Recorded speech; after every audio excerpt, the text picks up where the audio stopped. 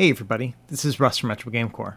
So on this channel, I spend a lot of time reviewing devices and making guides for them. And typically my reviews consist of me telling you what a device can do and what it can't do. And then of course my guides are primarily designed to give you more bang for your buck. And I love both aspects of that channel. I love looking at things and determining whether or not I like them and why. And I also love to push the envelope and see exactly what I can squeeze out of every device. But the honest truth is, making reviews as well as guides are very time consuming, and the amount of energy I expend doing these videos leaves me with little time to do anything else, including playing games. And I actually recognized this a couple weeks ago, and I thought to myself, you know what, I should spend some time actually playing some of these devices and really enjoying them. After all, that's why I got into this hobby in the first place. And what I found, much to my surprise, that this device here, the RG280V, ended up being the device that I use most of the time. And that's quite a new experience to me, because the first 6 months or so that I owned this device, I rarely even touched it at all. And so I said to myself, you know what, let's take a pause from all the reviews and all the guides, and let's just spend a day talking about how much joy I get from one of these devices. And I think this little guy in particular is a perfect example. I have a lot of fun speculating about the next big thing and what's going to finally be able to play GameCube, but in the end, I'm perfectly happy playing a lot of these older systems too. So let me summarize what this device is capable of. When it comes to home consoles, this thing can play all the 8-bit and 16-bit systems, as well as most of the PlayStation 1 catalog. As far as handhelds and micro consoles, it can play everything up to Game Boy Advance, and has emulators for TIC-80 and Pico 8 fantasy consoles. When it comes to old school PC gaming, as well as some of those really retro devices, there's a pretty impressive catalog there too. And as far as arcade gaming goes, you can play basically everything up to the mid-90s. So all the old school MAME and Daphne games, as well as fighting and beat 'em up games that you can find in Neo Geo and the greater Final Burn Alpha catalog, and the full spectrum of Capcom PlaySystem 1 and 2. And honestly, I think that list of what it can do is pretty impressive. If I handed this console fully loaded to the 12-year-old version of me, he would go nuts with this thing. And I think that that's something that I sometimes forget when I'm on the quest to find the perfect handheld device. Because I think that if you look at this device in the right light, we're getting very close to the perfect system right here. And although this device retails for $80, if you shop around on AliExpress, you can sometimes find it for under $60. And at that price point, what more could you ask for? So in this video, I'm going to show you the 6 things that make me love this device, and then the one thing that kind of annoys me about it. So, without any further delay, let's jump into it.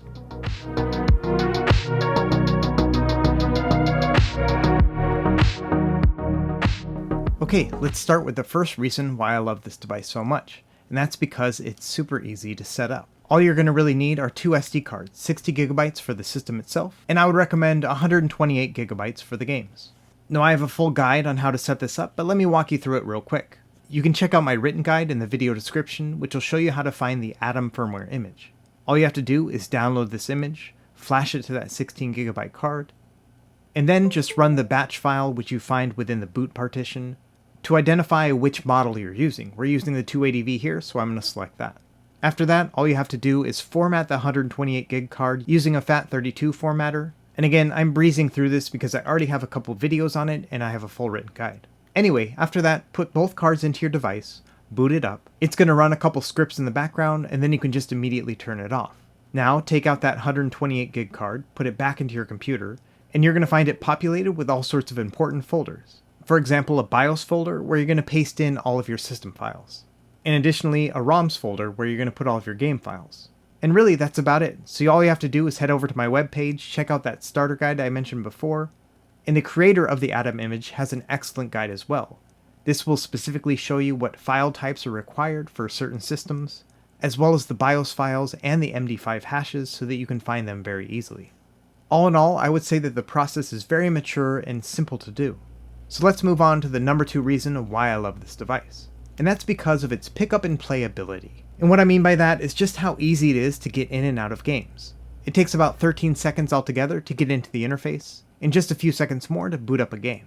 From there, you can load up your save state by pressing select and L1 and be immediately back into your game. And I've been running through a season of Tecmo Bowl recently, and it's been a lot of fun. I'm hoping to get a perfect season.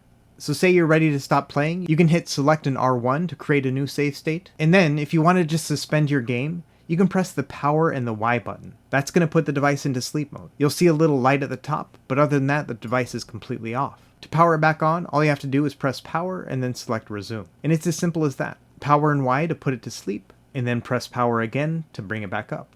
Once you get the hang of it, it feels completely natural. Now to exit out of a game, you press select and start, and then to shut the device down, you just press start and then A. And that's really about it. It's super easy to start up, and all the hotkeys make a lot of sense to me. So let's talk about my number 3 reason I love this device. And that's because it's both portable and pocketable. To be honest, it's very close in width and height to a stack of Post-it cards. And I find it to be a really great size. It's not a micro device, but it is very small, and that makes it super easy to carry around. In terms of thickness, it's about as thick as a deck of playing cards. It's a tiny bit thicker than I would like, but at the same time it really doesn't bother me at all. It's just so easy to pick up and throw into your pocket. It's kind of a given that you're always going to have space for this little guy. I mean, we've all gotten used to having these big cell phones and putting them in our pockets, and today's phones just dwarf the size of the RG280V. In fact, when compared side by side, the RG280V is quite a bit smaller than your typically sized retro handheld device. Here's the RG351MP, and for all intents and purposes, this thing is about half the size. And the screen is a bit smaller, it's 2.8 inches versus 3.5 inches, but at the same time, the screen takes up a lot of that real estate and just has a really nice balance. That being said, it's by no means as ergonomic as one of these horizontal devices here, but I'm not the kind of guy that plays these devices for hours on end.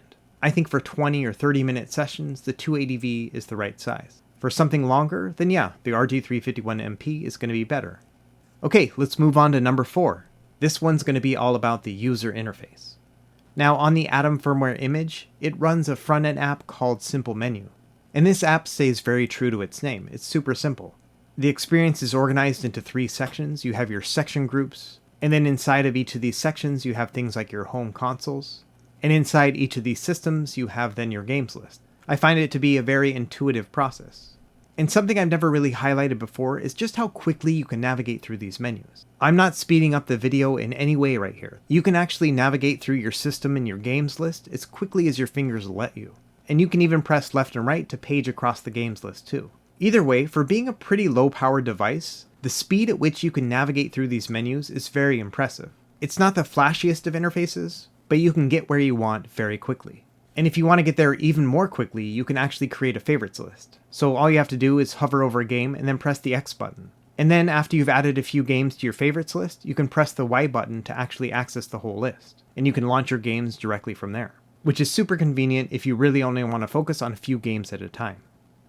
Okay, moving on, let's talk about number 5, the solid craftsmanship of the RG280V. Now, Anbernic devices in general are just really well made, but there's something about this device that really speaks to me. It has that signature Anbernic D-pad, which has that membrane interface which makes it a little bit mushy but very responsive. It has the perfect amount of pivot and travel. To me, the face buttons themselves are at that perfect height, and they're super responsive without being clicky. It has these really unique shoulder buttons, but to be honest, the games catalog that's available won't have you using these shoulder buttons very often. It charges via USB-C and has a headphone jack on top. Along the side you have a power and reset button. Quick tip is pressing the reset button is going to power on the device more quickly than pressing the power button. And on the opposite side you have your volume buttons as well as your 2 SD card slots. On the back you have a single mono speaker. Not a huge fan of its location, but it works well and the sound is clear.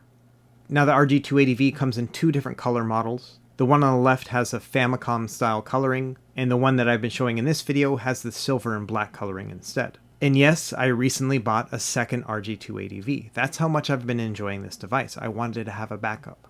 And to me, the screens are the same, but the Famicom version actually gives a bit of a warmer experience, and I think that has to do with the red and gold decor of the device itself. It just creates a warmer image overall for your eyes. And speaking of which, let's talk a little bit more about these screens, because they're really nice.